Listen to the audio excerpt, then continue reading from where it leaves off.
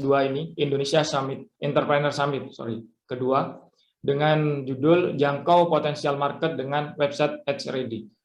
Maksudnya apa di sini? Di sini sebenarnya ada 3 poin. Ada poin. Poin pertama adalah beriklan, yang kedua adalah website, yang ketiga adalah website yang ready atau siap untuk beriklan. Nah, oke Pak, next.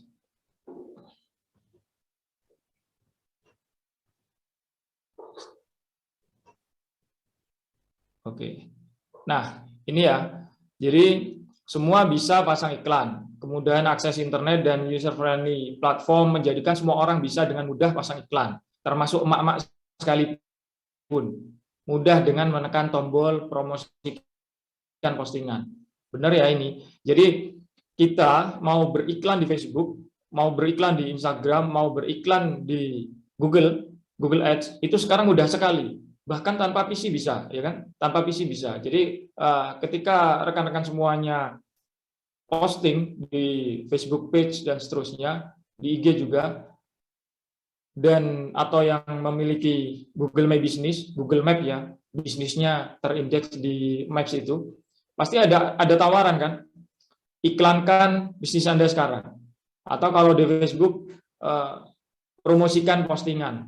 Nah, istilahnya seperti itu. Ada yang pakai bahasa Indonesia, pakai bahasa Inggris. Intinya ada tombol kanan di bawah itu mudah sekali ketika kita posting, kita dikasih tawaran oleh platform, baik itu Facebook, Instagram, bahkan Google sekalipun. Kita mudah sekali untuk beriklan. Tinggal klik tombol, maka iklan kita akan tayang.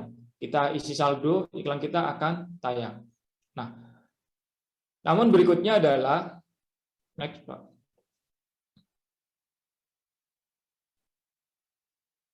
Muncul sebuah problem. Ya ini kenapa? Advertiser atau pengiklan sering merasa mengalami boncos, rugi saat beriklan karena merasa tidak mendapatkan hasil saat pasang iklan. Jangkauan tinggi tetapi tidak mendapatkan leads konversi, prospek atau pembeli. Nah, ini penting ya. Tidak sekali dua kali, beberapa kali saya menjumpai banyak orang yang melakukan iklan di Facebook atau di platform-platform yang lain itu merasa ngapain iklan, habis-habisin duit aja gitu kan. Jadi dia merasa sudah beriklan habis 100.000, 200.000 sedikit-sedikit, tetapi ternyata tidak ada leads di situ. Jadi bukan saya di sini konversi, saya kasih kurung ya, prospek atau pembeli. Jadi minimal dapat prospek aja tidak, ya. Tapi jangkauannya tinggi. Jadi misalkan kawan-kawan itu posting di Facebook, ya, habis itu ada tombol kanan bawah kan promosikan postingan ini, promosikan postingan. Akhirnya teman-teman posting aja langsung, benar jangkauannya signifikan, bahkan bisa sampai ribuan, tetapi nggak ada lead di situ, nggak ada orang yang tanya-tanya, nggak, bahkan pembeli pun nggak ada. Nah, jadi itu adalah problem. Akhirnya seorang advertiser merasa kapok dan merasa ternyata beriklan itu sia-sia. Nah, ternyata tidak seperti itu. Oke, next, Pak.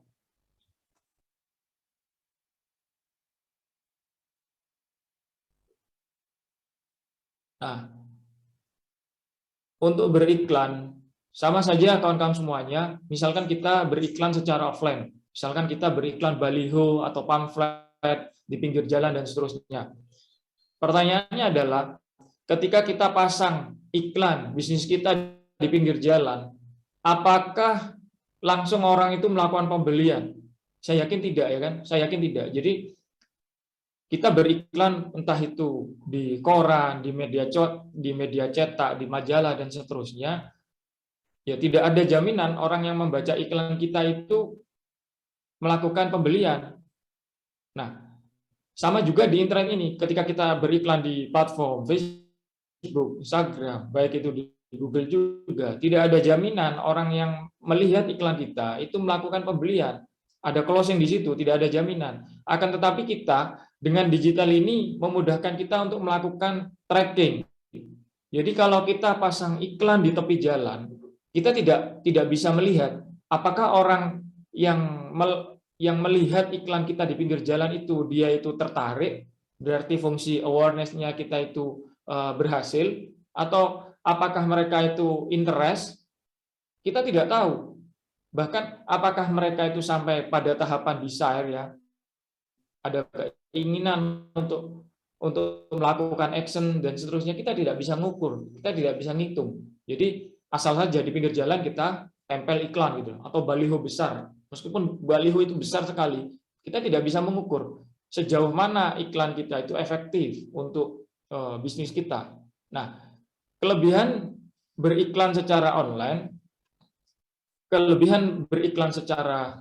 online, secara digital di internet, kita bisa melakukan pengukuran. Jadi iklan itu kita ukur. Setelah kita lempar ke market, seberapa banyak orang yang aware terhadap bisnis kita. Nah, dari yang aware itu seberapa banyak yang interest. Dan dari yang interest itu seberapa banyak yang memiliki ketertarikan, desire, sehingga kita juga bisa mengkalkulasi kira-kira ada berapa orang yang akan take action di situ. Yang terakhir, ya, take action kita melakukan pembelian atau closing. Nah, dengan memperbaiki mindset, kita bisa memahami bahwasannya beriklan di internet itu tidak serta-merta mendapatkan sales, akan tetapi mendapatkan data analitik serta mengumpulkan database prospek dan customer. Nah,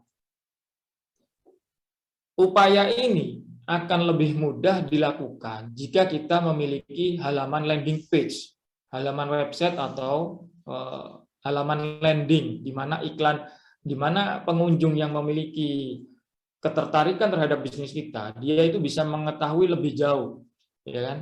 Jadi kita posting halaman website kita, ketika dia itu aware dengan bisnis kita, dia ingin tahu ini bisnis apa sih, gitu. Ini obat apa sih, gitu. Manfaatnya apa sih, dan seterusnya. Dia bisa tahu lebih jauh dari halaman landing itu. Oke, next.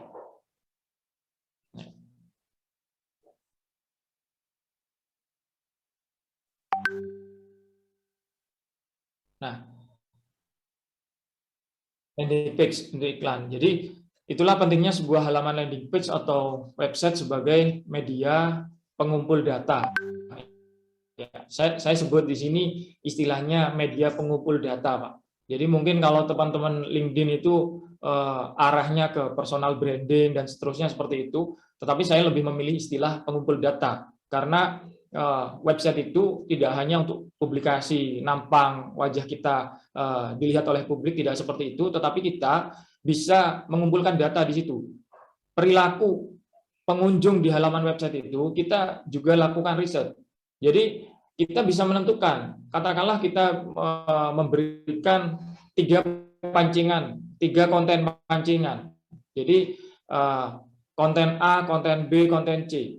Tanpa melakukan riset, kita tidak tahu bahwasanya market kita itu lebih interest terhadap konten A, lebih interest terhadap konten B, konten C, dan seterusnya. Nah, dengan adanya website ini, kita bisa mengukur. Karena apa? Saat ini, kekurangan terbesar dari pebisnis UMKM yang masuk ke dunia digital marketing itu melangkahnya berdasarkan asumsi, bukan berdasarkan data. Jadi gini, saya yakin betul produk A ini pasti laris. Kok tahu? Iya, perasaan saya seperti itu. Perasaan saya produk A ini pasti laris. Produk B nggak suka, orang nggak suka. Nah, dia menentukan produk A lebih laris dari produk B, itu hanya berdasarkan asumsi saja, tidak berdasarkan data. Nah, dengan adanya landing page, dengan adanya website untuk iklan kita, setelah kita melakukan A/B test, ya, kita melakukan uji coba, konten A sama konten B sama-sama kita lempar ke pasar, dari situ kita bisa pastikan, oh benar, misalkan valid, ya, asumsi kita A itu benar-benar memang diminati oleh market. Atau sebaliknya, ternyata market itu lebih memilih konten atau produk B yang secara asumsi awalnya kita anggap B ini tidak diminati oleh pasar. Nah, tanpa adanya halaman website yang merekam data ini, kita tidak bisa. Kita hanya mengambil keputusan dalam bisnis hanya berdasarkan asumsi-asumsi saja. Nah, itu. Oke, next.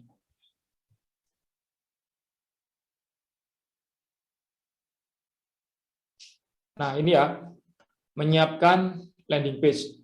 Membuat halaman website landing page tidak sesulit seperti mitos yang beredar. Nah, ini perlu saya sampaikan, Pak. Jadi, mungkin kalau di luaran sana itu kawan-kawan pernah mendengar, bikin website harus mahal. Enggak juga. Terus bikin website harus mahir coding. Enggak juga. Jadi, untuk memiliki website landing page yang siap untuk bertempur, untuk beriklan, untuk personal branding, untuk memarketingkan produk-produk kita, itu cuma butuh dua sebenarnya, Pak. Passion dan action. Karena untuk membuat website yang layak itu sebenarnya tidak harus mahal itu. Ada kok domain-domain yang murah dan hosting-hosting yang murah, tetapi handal itu ada itu. Yang penting kita tahu aja. Karena seperti beberapa posting saya di LinkedIn beberapa waktu lalu, di Indonesia provider hosting itu kan banyak sekali ya, dengan paket-paket tawaran yang luar biasa. Nah, di salah satu posting saya, mungkin kalau teman-teman sempat lewat timeline-nya postingan saya itu, saya menyebut ada tiga penyedia hosting di Indonesia ini yang lumayan lah dibuat untuk memulai kawan-kawan yang baru mengenal website itu. Jadi kita melawan dua mitos ini, Pak. Tidak harus mahal dan tidak harus mahir coding. Nah, di sini saya juga membuat channel Telegram juga ya untuk belajar bikin website, dan belajarnya itu gratis, Pak. Jadi bisa teman-teman nanti bisa join ya. Saya singkat aja di situ alamat Telegramnya bit.ly web sejam. Nah, saya sebut web sejam karena di sini sebenarnya untuk membuat website yang siap itu sebenarnya tidak butuh waktu yang terlalu lama sebenarnya ketika kita memang fokus pada hal-hal yang harus dikerjakan. Makanya saya bilang 1 jam aja sebenarnya sudah cukup itu. Meskipun ya tidak semudah itu juga ya kan. Oke. Kita lanjut dulu ya sampai belakang, nanti kita upayakan untuk tanya jawab dengan kawan-kawan semuanya. Oke, next.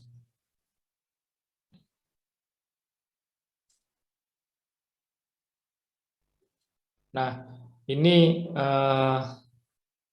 timeline-nya ya, rundown-nya. Jadi untuk memiliki sebuah website yang siap untuk menjadi pasukan pemasar kawan-kawan semuanya, kita cuma cukup menyiapkan domain dan hosting. Nah, ini penting.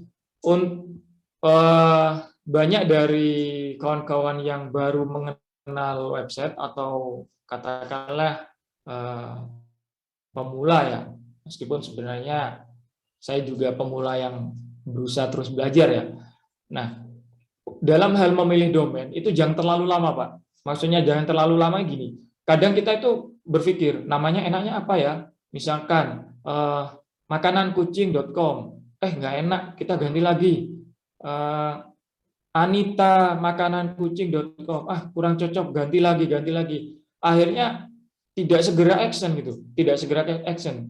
Nah, di sini yang kita butuhkan ya sudah pastikan produknya apa, kalau mau dikasih tambahan mereknya juga apa, brandnya apa, ya oke lah silakan, ya kan. Misalkan Anita Pet Shop misalkan, sudah cukup kalau memang seperti itu. Kalau sudah mantap itu ya sudah, jangan terlalu mau action, mau beli ganti lagi dan seterusnya. Akhirnya nggak jadi-jadi ya, nggak jadi-jadi, cuma hanya niatan aja itu. Nah, di situ penting. Akan tetapi kita perlu di sini untuk memilih domain ada batasan-batasan juga, Pak, agar kita itu tidak salah memilih ya, agar customer kita juga nggak misleading ya. Kalau bisa untuk memilih domain itu jangan yang ada angkanya. Jadi misalkan kayak gini, food for cat gitu ya. For-nya itu kita pakai angka 4. Nah, ini seperti itu dihindari ya, karena bisa misleading ya. Jadi misalkan market kita itu mau buka halaman website kita, dia keliru gitu ya, akhirnya nggak sampai ke toko kita gitu. Jadi kita yang biasa-biasa saja ya. Untuk ekstensinya pilih yang TLD sudah bagus ya kalau bisa. Jadi TLD itu top level domain. Jadi ada .com, .net itu TLD dan .id adalah TLD region ya. Jadi TLD negara, country itu .id nggak apa-apa. Jadi misalkan petshop.id itu juga sudah bagus juga. Akan tetapi harganya lebih mahal, ya kan? 200.000, 200.000 dan kabarnya April ada kenaikan menjadi 300.000. Ah mahal ya? Iya mahal. Ada yang murah. .myid itu murah ya. Berapa? 25.000. Ya, 25.000. Jadi memang kalau budgetnya teman-teman itu terbatas, bisa aja ya pilih yang .myid itu sudah bisa, ya kan? Tetapi kalau berpikir agak branding ke depan dan seterusnya, ya yang standar lah, yang .com itu rata-rata sekitar 125.000-an gitu, 130.000 kayak gitu. Tapi kalau untuk yang misalkan di sini ada kawan-kawan fresh graduate yang mau bikin website dengan budget yang sangat-sangat murah, itu bisa pakai ekstensi MyID. Jadi misalkan ya fahrudin.my.id itu hanya 25.000 ya. Bahkan ada provider yang kasih iklan itu bisa sampai hanya 9.000. Kemarin saya sempat lihat kayak gitu. Nah, yang penting kita pilih hostingnya ya. Hostingnya kita yang cukup handal aja gitu ya. Nanti kita belajar lagi untuk memilih hosting ini yang ramah di kantong tetapi handal lah untuk memulai. Nah, yang kedua adalah memilih format sesuai bisnis model.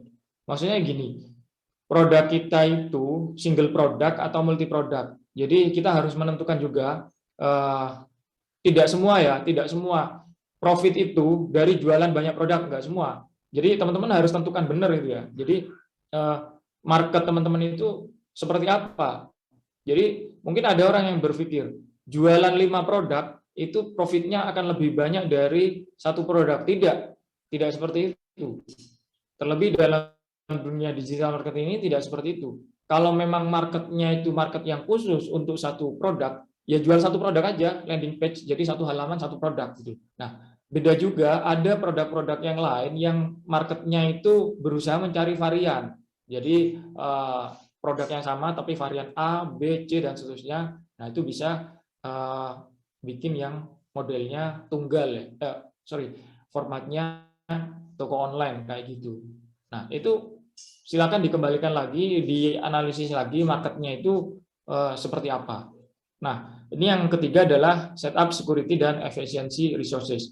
Ini pada slide berikutnya ada alamatnya. Ini gratis ya. Jadi kenapa saya sebutkan di sini untuk beriklan itu keamanannya harus terjaga. Saya tidak ngomong website kita itu anti peretasan, tidak. Tapi setidaknya minimal kalau kita memang berniat website kita itu untuk bertempur, untuk beriklan, untuk promosi, itu kita harus siap website kita itu aman, ya kan? Meskipun teman-teman tahu ya, di dunia internet itu nggak ada yang aman ya. Jadi diamankan seperti ini, pasti ada peretasan seperti ini, nanti ada pengamanan seperti ini dan sebagainya. Nah, saya pilihkan di poin ketiga ini kita pakai layanan third party yang bisa diakses secara gratis. Jadi pakai Cloudflare namanya. Nah, kelebihannya apa?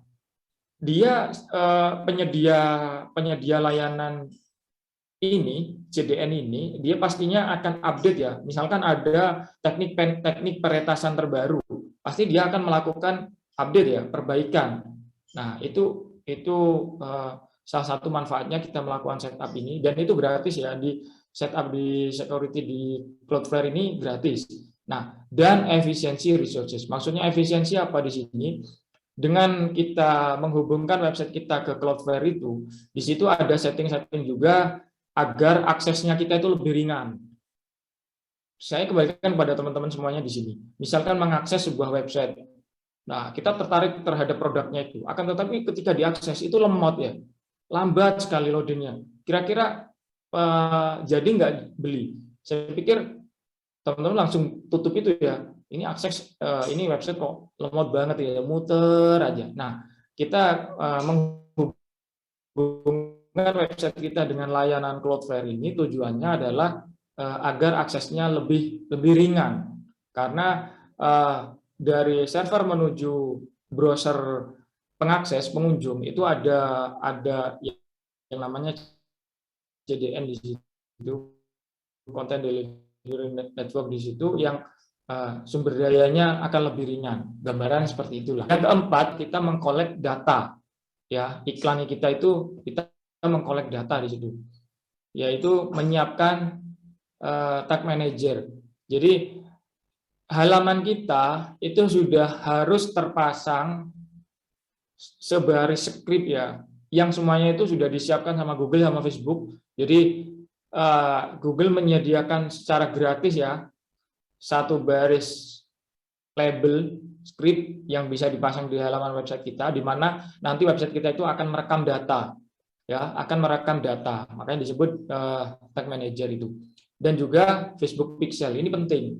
Jadi Facebook Pixel ini tujuannya kalau teman-teman beriklan lebih jauh, nanti jika paham ya, mungkin kawan-kawan di sini sudah memahami yang namanya funneling gitu ya. Jadi dari 1.000 orang yang view konten itu tidak semua melakukan tidak semua page view menjadi view konten ya, tidak semua, dan seterusnya di situ. Makanya dari 1.000 orang yang page view, yang view konten 10%-nya turun lagi 10% dan seterusnya. Nah, akhirnya kita bisa melakukan remarketing di sini, remarketing dan retargeting. Jadi kita bisa mentarget ulang orang-orang yang pernah membuka website kita atau orang-orang yang pernah tertarik terhadap konten kita.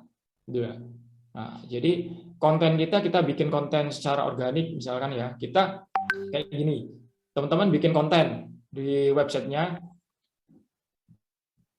cara memberikan makan kucing dengan tepat, misalkan kayak gitu. Nah, kita lempar ke pasar. Nah, di situ ada pengunjung-pengunjung yang suka dengan konten kita itu kita rekam datanya. Di mana orang-orang yang datanya kita rekam itu nanti kita jualin gitu. Kita remarketing. Dengan apa? Ya ini, dengan Facebook Pixel ini. Jadi website kita itu paling tidak sudah harus terpasang sebaris kode di situ ya, itu. Nah, dan yang terakhir ada setup conversion channel. Jadi maksudnya conversion channel ini seperti ini, di halaman website kita, jika ada orang yang berminat untuk beli, itu diarahkan kemana? Beda market, beda produk, itu beda karakter. Ada karakter-karakter market yang suka dengan langsung chat WhatsApp, masuk ke WhatsApp CS kita, atau ke nomor WA kita, ada. Ada market yang sukanya ngechat di Facebook Messenger. Ya, ada market yang sukanya nggak terlalu banyak basa-basi, ngisi form, check out, klik tombol check out, tagihannya berapa, bayar, ada. Nah, ini kita harus tentukan market kita itu seperti apa. Kita jangan salah menentukan, gitu ya. Jangan salah menentukan. Bisa-bisa kita itu kehilangan closing customer itu bukan karena produk kita jelek, bukan karena website kita kurang convert, bukan. Tetapi kekeliruan kita menentukan conversion channel itu menjadikan kita kehilangan potensi besar dari closing market kita itu. Nah, oke, next part.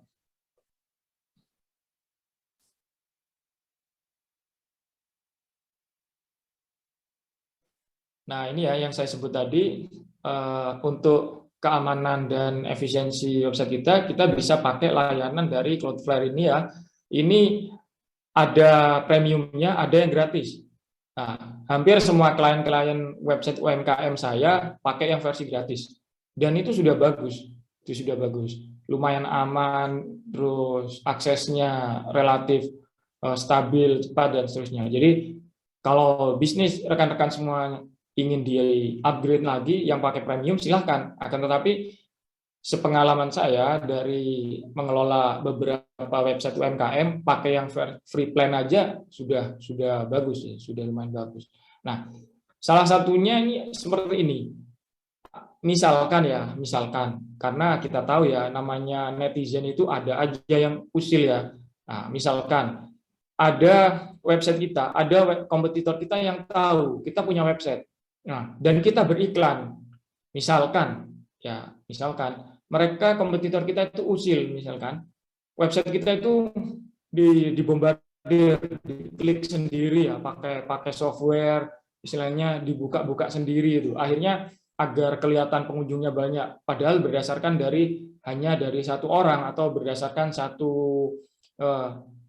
IP saja, pakai tools gitu, biar resource-nya kita down. Nah, kalau kita pakai layanan Cloudflare ini bisa mendeteksi bahwasanya ada akses ilegal di situ. Bukan, ini nggak wajar, ada akses nggak wajar, ada upaya peretasan di situ. Nah, Cloudflare ini yang membentengi. Nah, gambarannya seperti itu, kawan-kawan. Cloudflare ini yang membentengi. Akhirnya website kita tetap bisa buat jualan, tetap bisa buat pasukan tempur kita gitu, tanpa ada gangguan-gangguan yang nggak penting seperti tadi itu salah satu tujuannya. Nah, karena bisnis itu keras ya, jadi ada aja. Nah, sama dengan digital marketing itu sama, kita berusaha untuk menjaga pasukan tempur kita, di mana website kita itu entah itu website murah atau mahal, kita harus tetap jaga. Meskipun yang saya sebut tadi website hanya berapa ribuan tadi, tetap kita harus jaga website itu ya dari upaya-upaya akses ilegal ya. Oke, selanjutnya Pak. Next.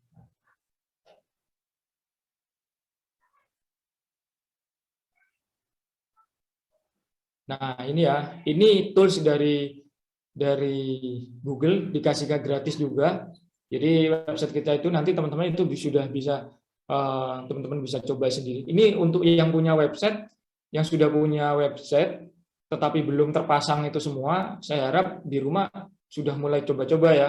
Tadi dipasang Cloudflare-nya, Tag Manager-nya dipasang juga. Nah, ketika kita pasang Tag Manager ini, kita bisa ukur semua. Saya di depan menyebut ada pelabelannya itu kan ada Google Ads sama Facebook. Nah, kalau ini audiens di sini banyak yang dari LinkedIn juga punya sebaris kode juga untuk merekam data itu.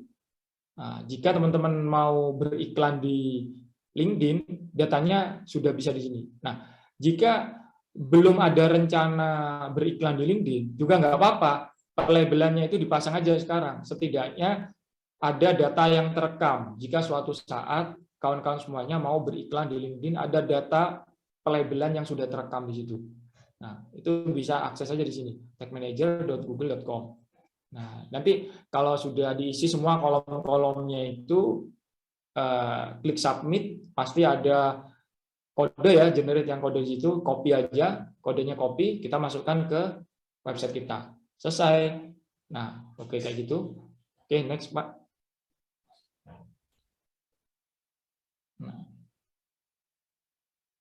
Nah, jadi ini conversion tag. Jadi ini sama ketika kita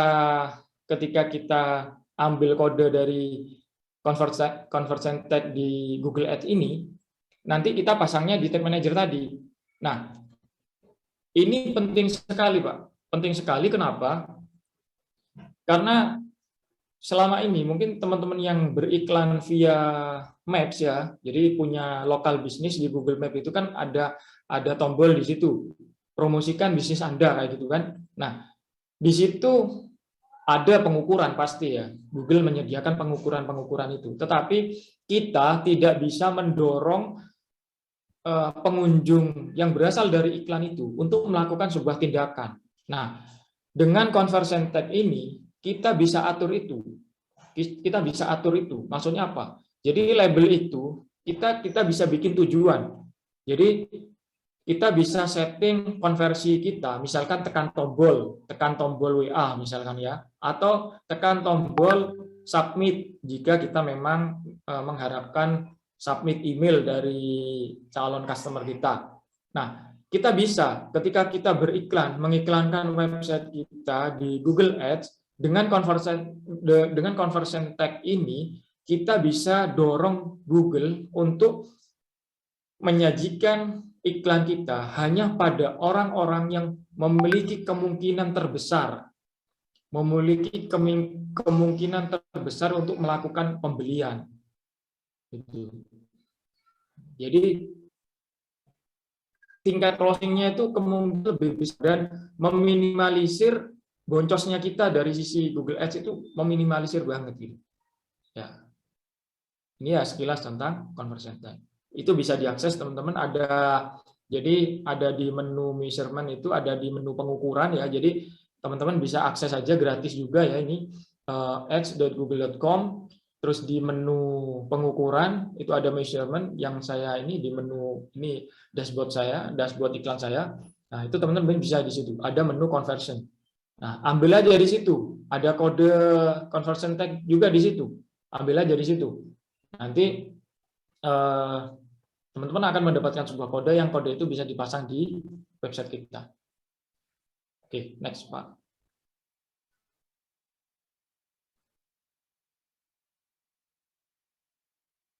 Nah, ini ya Facebook Pixel. Jadi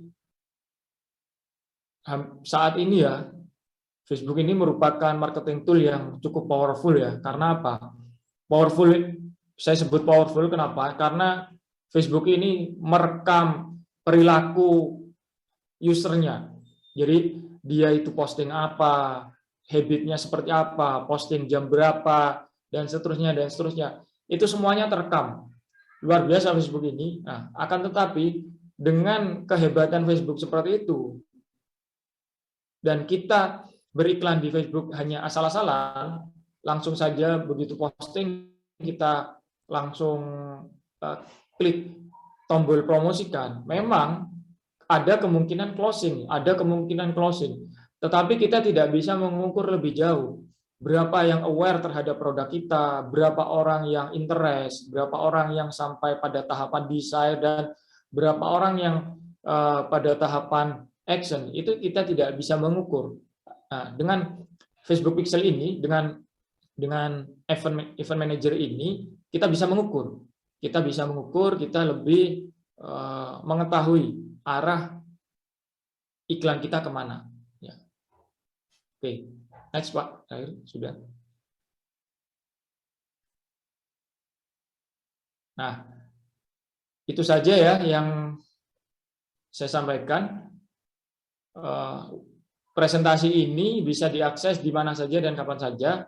Jadi setidaknya jika teman-teman ingin membangun sebuah website yang siap untuk bertempur sebagai pasukan marketingnya, sebagai pasukan personal brandingnya, pastikan hal-hal yang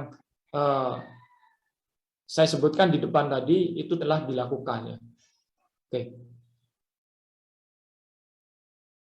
Ya. Jadi itu saja penyampaian materi dari saya. Saya berharap mendapat feedback dari kawan-kawan audiens semuanya di sini, pelaku bisnis, advertiser, bahkan juga agensi yang mungkin hadir di sini. Silakan jika ada yang mau ditambahkan, mengoreksi, silakan. Monggo kita sharing di event Indonesia Entrepreneur Summit yang kedua ini. Terima kasih. Saya kembalikan pada host Pak Andreas. Oke, thank you Pak Fahrudin, luar biasa ya teman-teman, singkat jelas padat ya. Kita dengarkan dalam waktu hanya kurang lebih 30-40 menit, dan ini menjadi sebuah masukan baru dan saya juga belajar, dan mungkin saya akan juga terkoneksi nanti. Saya ingin ya mendapatkan meminta Mas Fahrudin untuk mungkin memperbaiki website saya, ya kan? Siapa tahu, dan teman-teman juga mungkin yang melihat ini sebuah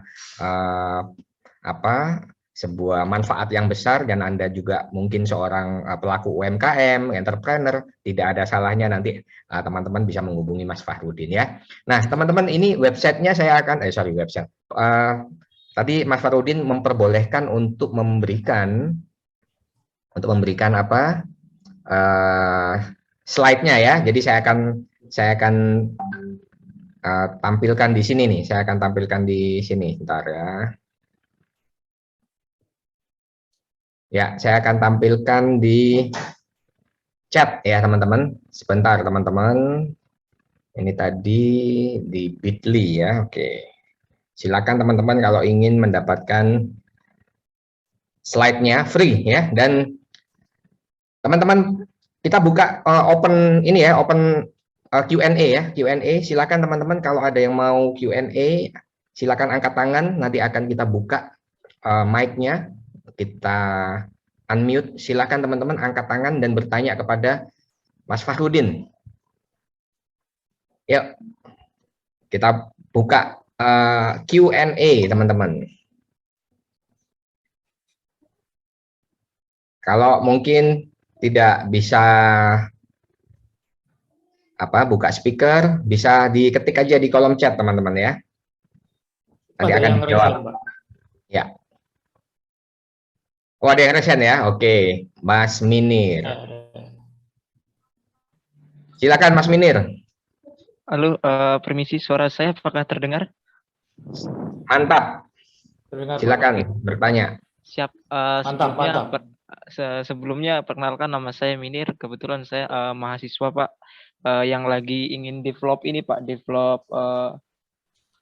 aplikasi untuk ini sih Pak.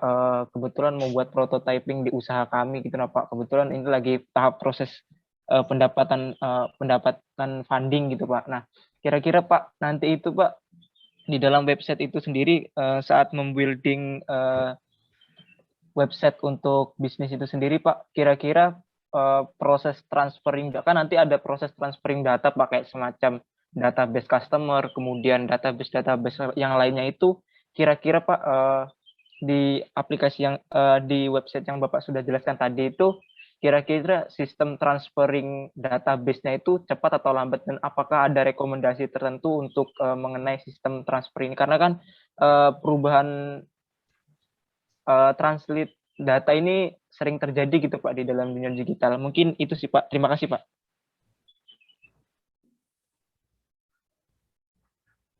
Oke.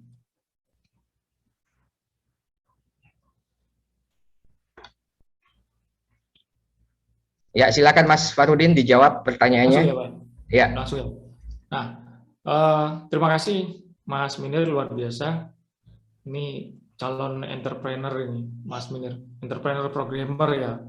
Jadi seperti yang saya sebutkan di awal tadi, Mas Minir, jadi kita harus tentukan market kita, bisnis modelnya seperti apa. Jadi apakah market kita itu sukanya mengakses langsung via WhatsApp atau via Facebook Messenger, atau dia mengisi form. Nah, ini tentukan dulu Mas Munir ini. Jadi tidak semua produk dan tidak semua market itu sama. Beda Aku produk, ngikuti beda ya. market, Aku beda, ngikuti, aku follow ya. Oke, thank you. Berita berbeda perlakuan juga. Nah, di sini Mas. Jadi untuk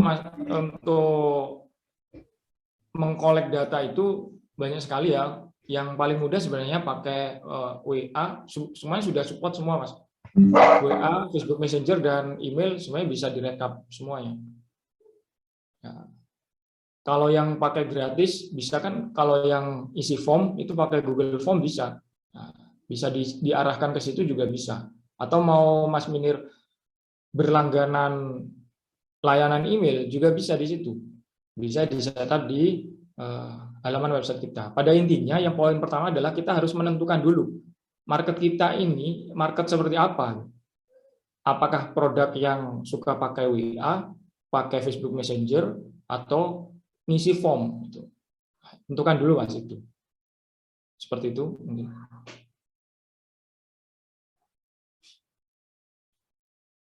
Oke, terima kasih. Mungkin Mas Minir apakah menjawab pertanyaannya yang disampaikan Mas Fahrudin? Kita interaktif aja ya. Terima kasih. Sedikit Pak lagi Pak, ingin Pak bertanya lagi sedikit. Kan ini kan Pak, kalau misalnya nanti saya kebetulan akan ada semacam market research gitu Pak, market research yang akan dilakukan. Nah, itu nanti kan ada sistem melalui Google Form. Nah, nanti melalui Google Form itu kan kita hasilnya itu nanti akan kita drive-kan, kemudian nanti hasil data-data tersebut nanti kita akan simpan gitu Pak. Nah, itu kan nanti ada proses penyimpanan dari satu aplikasi menuju ke aplikasi yang lain. Nah, itu Pak, kira-kira apakah membutuhkan waktu yang cukup lama? Dan jika membutuhkan waktu yang cukup lama, apakah ada rekomendasi aplikasi atau plugin seperti itu Pak yang bisa mempercepat proses transferring data tersebut. Karena kebetulan basic saya bukan di teknik IT, Pak. Kebetulan saya di teknik mesin gitu, Pak. Terima kasih, Pak. Ya, Pak. Jadi gini, hampir semua layanan-layanan yang ada sekarang itu real time, Mas. Real time ya. Jadi mungkin ada perbedaan waktu sekian detik saja. Nah, ini ada yang menarik ya untuk website. Itu ada yang namanya CACE ya. Mungkin teman-teman sudah paham tentang CACE di handphone kan ada CACE-nya juga kan. Nah, untuk website-website yang melakukan collect data seperti tadi, itu setting CACE-nya juga harus disetting. Jadi CACE ini seperti dua sisi pisau ya. Di satu sisi tajam, di satu sisi juga kita perlu setting sesuai ya. Karena apa? CACE ini kan berfungsi untuk agar halaman website kita ketika diakses itu lebih ringan gitu. Nah, dengan menyimpan skrip-skrip statis di CACE tadi secara lokal. Nah, akan tetapi jika kita mengkolek data yang data-data sensitif seperti input data keuangan dan seterusnya, untuk mengenerate-nya itu biasanya CACE ini akan menjadi bermasalah. Nah, jadi katakanlah mungkin teman-teman ada yang sudah pakai websitenya pakai Sejoli dan seterusnya. Kalau pakai CACE-nya terlalu lama nanti bermasalah. Jadi setting CACE-nya untuk di halaman input data itu dikurangi. Jadi kita kan untuk di halaman landing page kalau bisa CACE-nya kan agak lama. Agar apa? Orang yang akses pagi ini ketika nanti ngakses lagi malam itu tidak perlu mendatangkan data gambar atau data halaman website kita itu dari server kita, tetapi untuk skrip-skrip yang statis itu diambilkan dari lokal, entah itu di browsernya itu di PC atau di handphone. Nah, akan tetapi untuk yang mengkolek data seperti data-data riset seperti yang disebut Mas Minir tadi, itu settingnya jangan terlalu lama, ya. Bisa mungkin 30 menit dan seterusnya, kayak gitu. Jadi kayak gitu Mas. Jadi untuk yang layanan-layanan online semuanya hampir real time, bahkan yang untuk produk-produk lokal pun itu hampir real time. Jadi bayar sekarang pun bisa langsung terdeteksi bisa. Bahkan untuk aktivitas perbankan ya, mungkin teman-teman sudah kenal Mota ya, itu ada transfer paling lambat kalau kita ya pakai yang plan yang murah itu 15 menit sudah masuk informasinya. Yang real time juga ada. Jadi seperti itu Mas. Ini kelebihannya website ini kayak gitu. Handal itu wajib lah di sini. Ya. Ya, Mas Minir. Oke. Mungkin itu, Mas. Apakah masih ada pertanyaan lagi? Silakan. Terima kasih Mas. Terima kasih sudah cukup. Baik, terima kasih Mas Minir, luar biasa pertanyaannya ya. Teman-teman yang lain kita masih ada sedikit ya, karena nanti jam 11 teman-teman akan saya sharing di sini. Jam 11 masih ada materi yang kedua ya yang akan diberikan oleh Pak Fautri ya, Pak Fautri Hasfiandi. Teman-teman, ini akan memberikan materi yang luar biasa yaitu setting goal for success. Jam 11 teman-teman akan kita buka jam 11 kurang 15 Zoom-nya ya, tapi ini akan tetap Zoom-nya, link-nya sama, nggak berubah teman-teman, link-nya sama, nggak berubah ya, Anda bisa nanti join lagi menggunakan link yang sama, tapi ini akan tetap saya on-kan. Nah, teman-teman masih ada kesempatan, kalau ada yang mau masih bertanya,